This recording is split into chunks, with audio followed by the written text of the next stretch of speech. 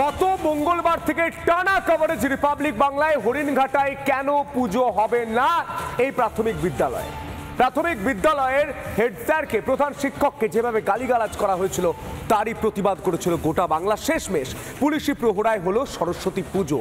গোটা দেশ গোটা বিশ্ব দেখলো ভেতরে মা সরস্বতী বীণা নিয়ে বসে রয়েছে আর বাইরে বন্দুক হাতে দাঁড়িয়ে রয়েছে পুলিশ।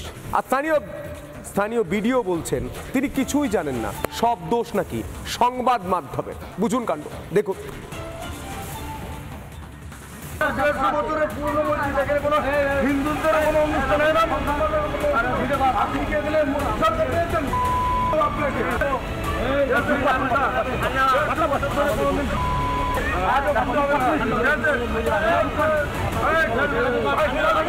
আপনার 24 ঘন্টাও লাগবে না। এখানেই বাস করছেন আপনারা, যেখানে সরস্বতী পুজো করতে চাওয়া হয়েছে বলে বলা হচ্ছে যে এলাকায় অশান্তি তৈরি করার চেষ্টা করা হচ্ছে। আমরা বলে দিয়েছি, আমরা লাস্ট ওয়ার্নিং দিয়ে দিয়েছি, এখানে সাম্প্রদায়িক কিছু চলবে না। সরস্বতী পুজো নাকি সাম্প্রদায়িক, এটাও শুনতে হচ্ছে, দেখতে হচ্ছে আমাদের এখানে দাঁড়িয়ে।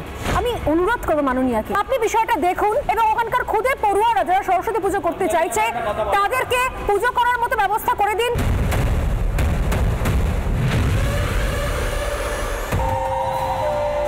সরস্বতী পুজোর দিন প্রথম মন্ত্রোচ্চারণ শুনল হরিণঘাটার দাসপোলডাঙ্গা প্রাথমিক বিদ্যালয়। অপেক্ষা করতে হলো 100 বছরেরও বেশি সময়।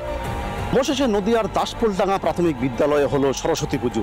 স্বাভাবিকভাবেই এই দিনটাই দেখতে চেয়েছিল গোটা বাংলার মানুষ। এই যে স্কুলেই কিন্তু আজকের দিনে দাঁড়িয়ে যে সরস্বতী পুজো, সেই সরস্বতী পুজোর আয়োজন করা হয় এবং সরস্বতী পুজোতে কেন্দ্র করে সম্প্রীতির যে বার্তা, তার সমস্ত ধর্মের মানুষ তারা কিন্তু এই স্কুলের প্রাঙ্গণে, মাঠ প্রাঙ্গণে তারা কিন্তু প্রত্যেকে উপস্থিত ছিলেন।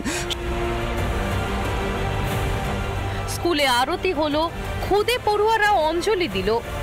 রিপাবলিক বাংলার খবরের জেরে শিক্ষাঙ্গনে বাগদেবীর আরাধনা হলো, কিন্তু সবটাই পুলিশের ঘেরাটোপে। বলছি সুন্দর হয়েছে, ভালো হয়েছে। আমাদের দেশটা অসুবিধা ছিল, অন্ধকারে ছিল, এখন খুব সুন্দর হলো, পুজো হলো। খুব আনন্দ হয়েছে এই পুজোটার জন্য।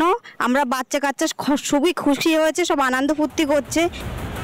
পুলিশের নিরাপত্তায় প্রথমবার পুজো হচ্ছে গ্রামে।